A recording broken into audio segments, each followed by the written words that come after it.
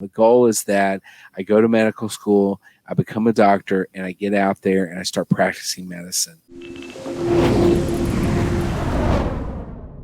Good evening, Emrie. How are you? I'm doing well, Dr. Wright. How are you? I'm doing fine. It's good to see you. Where are you calling from? Phoenix, Arizona. Phoenix, Arizona.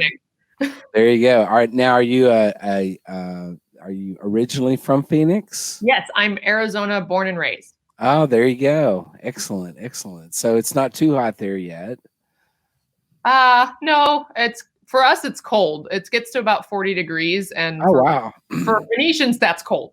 Yeah, sure. Well, good. Well, we're going to take a look at all your stuff tonight, and we're going to try to evaluate where things stand and where, if any, where things that need to be addressed, and encourage you to ask, any questions that you have, and we'll kind of roll through this and see how things look. So we'll start off looking at the dashboard, and I always like to start with GPA graph. And why don't you tell us a little bit about this GPA graph and kind of what we're seeing here, and anything that you feel like is relevant to helping me understand kind of what I'm seeing. Okay, so I graduated high school in 2010, and I started at the University of Evansville in fall of 2010. Okay. A music therapy and psychology major. I then wanted to change my major to anthropology, and the school that I was at didn't offer anthropology as a major. So I transferred home and changed my major to anthropology, and then added Mandarin Chinese as a major. Oh, wow. Yeah. Wow. So as you can imagine, anthropology, it has a few science credits, but nothing like OChem or biochem or anything like that. Right. So when I graduated after a year abroad in 2015, so there are going to be a couple study abroad grades in there from studying in China. Okay. I came back to the US, and I had originally planned on being a diplomat. That kind of didn't work out at first. So I actually became a medical scribe to get more experience to help bump up my application to be a diplomat, and just kind of fell in love with medicine. And so I started taking community college courses to get the necessary prerequisites. The rather large dip that you see. Right. I know it just kind of suddenly tanks. It's I struggled with calculus. I had never heard of Premed HQ. I'd never heard of anything. I started all this med school stuff and tried to rush through everything. And I tried to take calculus right off the bat without taking any prerequisites before that. And I hadn't taken a math class in probably like 10 years or something. Oh, wow. Yeah. So I failed it miserably. Yeah. So then I said, okay, well, that didn't work. And they wouldn't let me drop the class. So I tried taking pre-calculus, and I did okay in that. And I tried to take calculus again online, and I got a D that time. Yeah. Okay. When I first applied to medical school, I'm reapplying. I had not retaken a calculus for the third time. And I was actually featured on Dr. Gray's application renovation. And he recommended to me that I retake calculus, which I did for the third time. But this time I did it in person, and I got my A. There you go. So I now meet the minimum GPA requirements, and it. Good. Yeah. Good. So what we see here on this GPA graph is a couple of things that I notice here. So your cumulative undergraduate GPA is 3.58, which is, strong GPA. Okay. The science GPA, not quite. It's 3.18. We see that graphed out with the sort of, I guess that's orange line.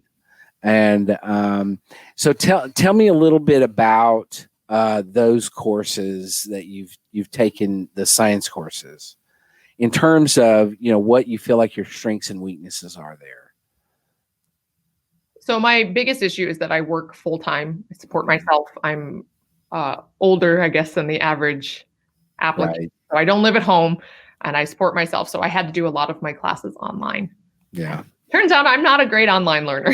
Yeah. As we mentioned with the calculus. Right. But if you put me in a lab in person, I don't have an issue. I've taken microbiology.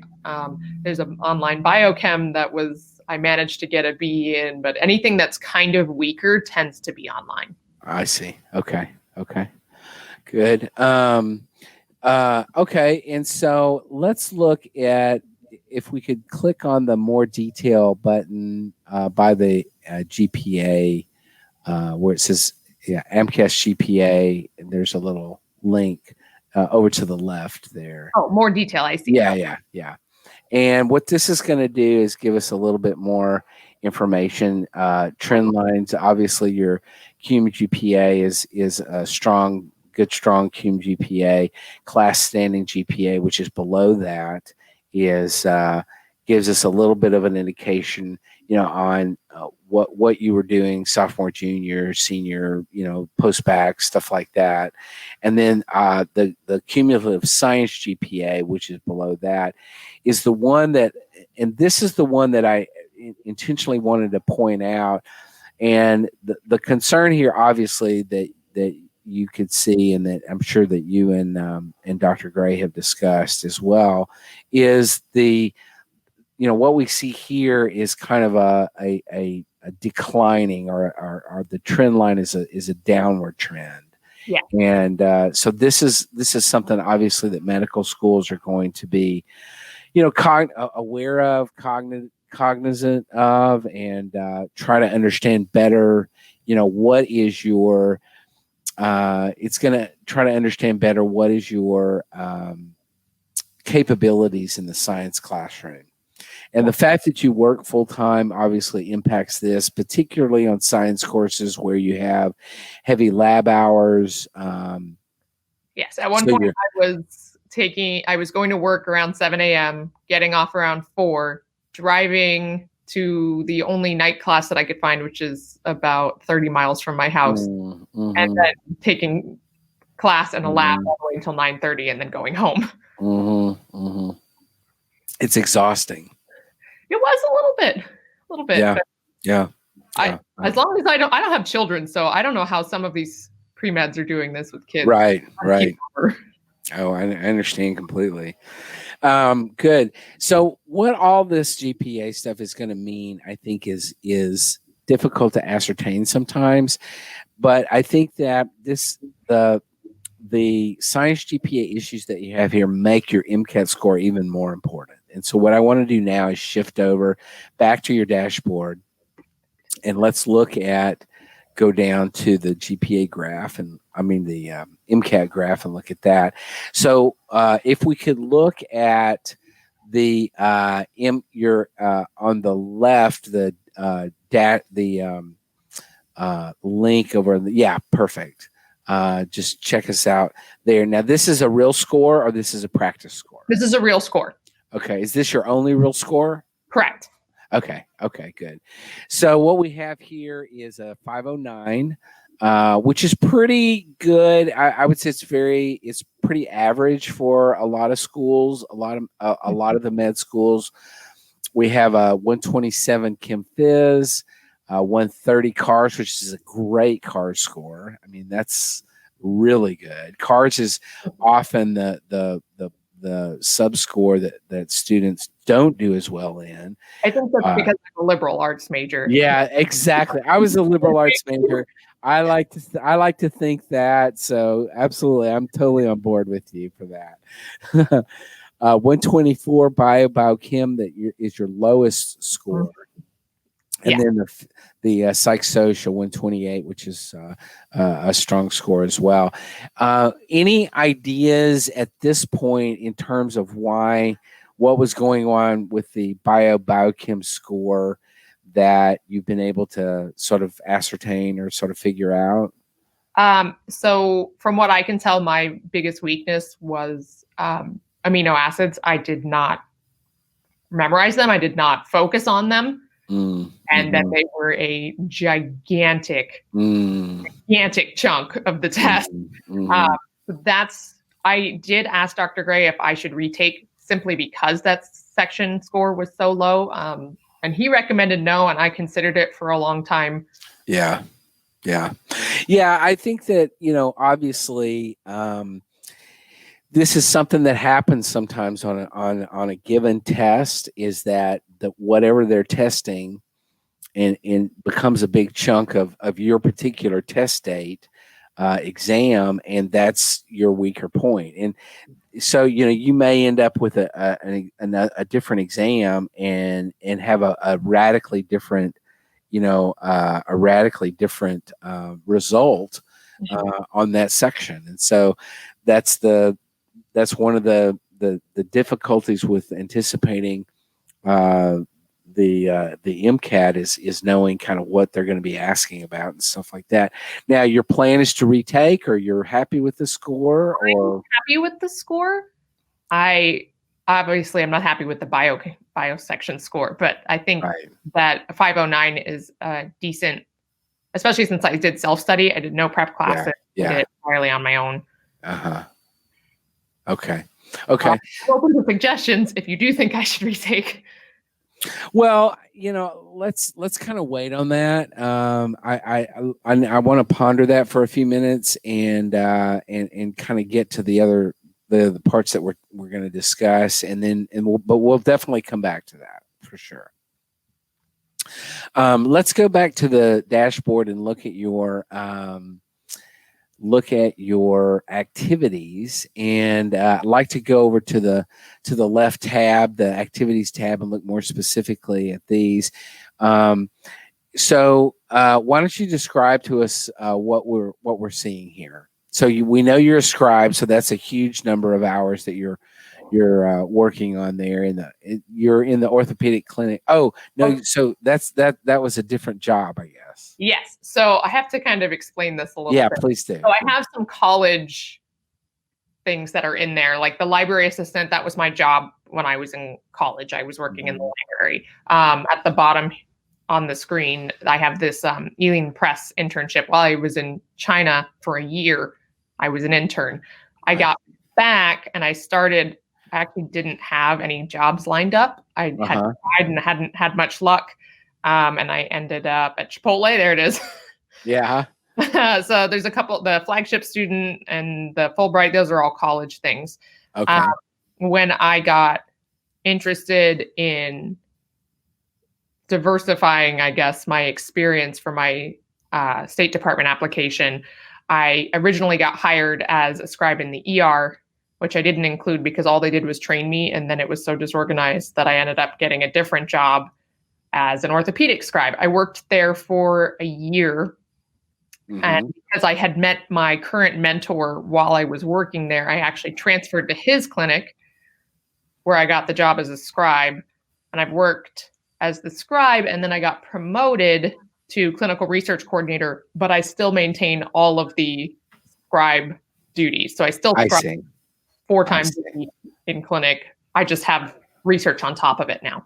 I see. So your current position is the clinical research coordinator. Yes. Okay. But I still scribe, which most research coordinators do not. Yeah.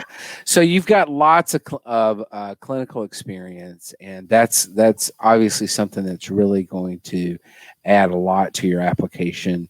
You know what you're getting into. Medicine, very well. So I think that's definitely a strength of yours.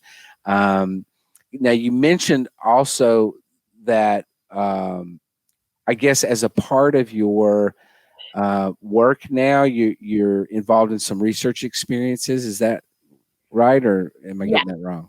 Yes. So I help recruit. I help get IRBs written. I help actually write and design protocols. I work with sponsors for research projects. I also write manuscripts and do research posters and presentations and that kind of thing. Gotcha. Okay, cool.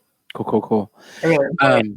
Yeah, that's excellent. I'm of the mind that scribing is probably one of the best prep jobs for pre-med students, for a variety of reasons. Not only does it get you into the environment of medicine, but it teaches you the language of medicine, and which is not a small thing. I mean, it's really learning an entirely new language, really, in a lot of ways.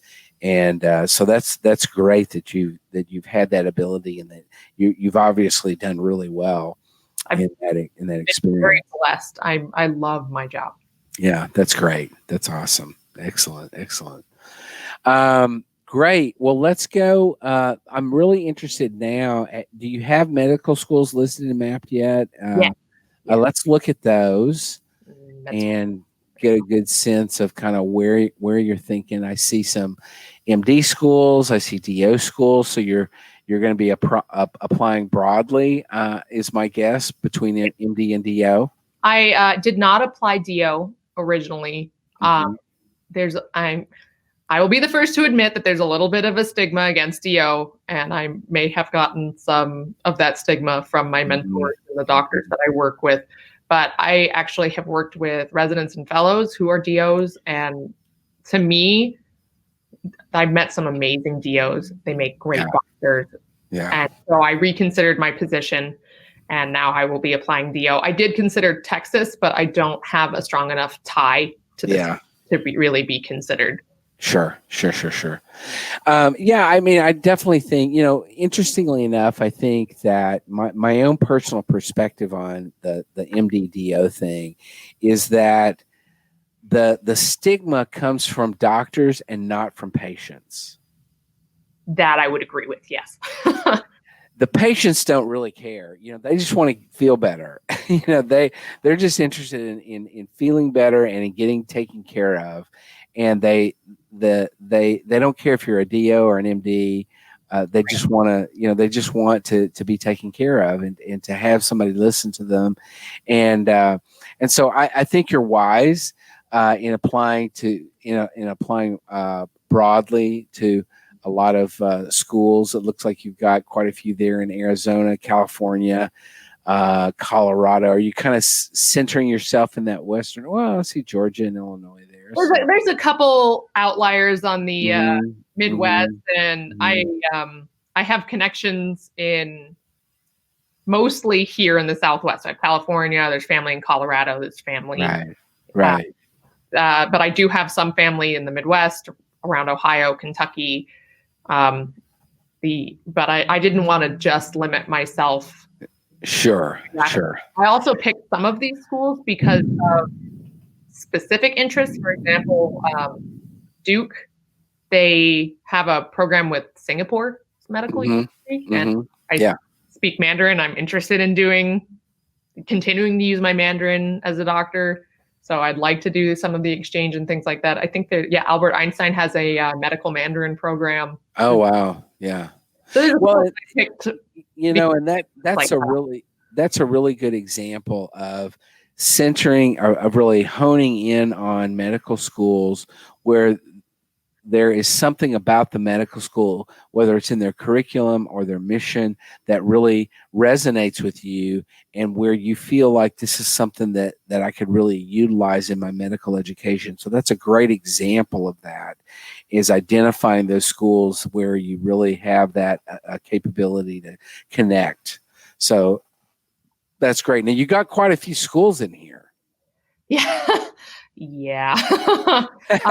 Maybe because my first application, I got 0 interview invites. Oh, wow. Yeah. So I applied to, I think, 15 schools the first time, and I didn't get a single invite. So I'm branching out. And a couple of them, I like Mayo, I didn't apply the first cycle because I kind of considered them, it sounds bad, but I kind of considered them out of my league. Yeah. No, I understand. but I'm in state. So there's a little bit to that. And I've been to the school since I'm local. I can go to their events and things like that. So Right. The worst thing they can say is no, right? Right. That's right. That's exactly the way I like to say it is there are very few guarantees in the medical school admissions process. One guarantee is that if you do not apply, you will not get in. So that's a guarantee. So same sort of thing that you're saying is that, definitely reach out. For many students, what limits them in terms of the number of applications they're going to put through to schools is honestly financial. It's that there is a limit to most applicants' finances, and so whether it's for good or bad or whatever, that's a big reality for most students. And so I definitely think my typical suggestion is to group the schools, the top group being the schools that you're really interested in, that you feel a connection to, the middle group being, here's the group that I would be happy at, but maybe not as quite as attractive to me as the top group. The bottom group, maybe this is some reach schools or some schools that, there's just something about I'd love to live in Boston, or I'd love to live in, New York or wherever. Other issues. Sometimes that can help you narrow down kind of what you're wanting to do. And it also helps with secondary applications. If you group the schools, then you can say, okay, I'm going to really concentrate on my top group schools, secondary applications, and then I'll move on to the schools in group 2 and then group 3. And so that can, because knowing, secondary applications take up so much time. So much time. So, I've already started. Well, good. Yeah, that's awesome. That's awesome. I remember how frantic I was when they started pouring in, and I was like, oh, now I see why they say start early. Yeah. Well, all in all, what I see here, Emrie, is I think that the thing, in my view, the thing that is going to make the biggest difference this year between this year and last year is the choice of schools that you're applying to. I think broadening your applications to DO schools is a very wise choice. I think looking broadly at the MD schools as well is going to be a very beneficial thing to you. But ultimately, what you have to do is keep in mind, ultimately, what is the goal here? The goal is that I go to medical school, I become a doctor, and I get out there and I start practicing medicine. And that's what you want to do. And, honestly, when I look at myself, and back to the DO issue, my personal physician, my primary care physician is a DO, as was the predecessor to him. And I love them. They are so good at what they do, and they have done such a wonderful job for me. And I'm just so thankful for the work that they do and the effort that they bring to the table. And so I definitely think that if your goals are, you want at a very fundamental level, your goal is to go to medical school, right? And I think that the medical school that accepts you is a great medical school, right? Right. Ultimately, that's what it's all about. And so I think you're doing the right thing in terms of applying broadly. I like the idea. I think your MCAT score is fine. I agree with Dr. Gray on that. That I think, if you could retake it and make a little bit of a difference in that, in particular that biochem score, would that be beneficial? Well, of course it would be beneficial, but you have to balance in everything else that's going on in your life, and you're working full time. There's a lot going on, and so I definitely think that it looks to me like you're doing all the right stuff. And I would encourage you to obviously apply this year. And my guess is that you're going to have a different experience this year than you did last year. Yeah, right. I actually applied in 18. I did not apply during the COVID-19. Oh, okay, good. Yeah, I see. I kind of was like, wow, that seems like a lot. I got married this year. Oh, there you go. So Yeah, congrats. Let's try and not apply to medical school while I'm trying to plan my wedding. And there's also a pandemic and things are going a little bit nuts. Yeah. I'm sure it's been crazy in the hospital. They actually just canceled all the elective procedures again. Oh, wow. My hospital is at 120% capacity, and we're emergency services, and we're an ECMO center, so it's a huge hospital, and we're lots of telehealth visits, lots trying to avoid contact with people. It's a little this is very it's becoming more and more real to everybody. I think my own particular situation, my daughter just is COVID positive right now.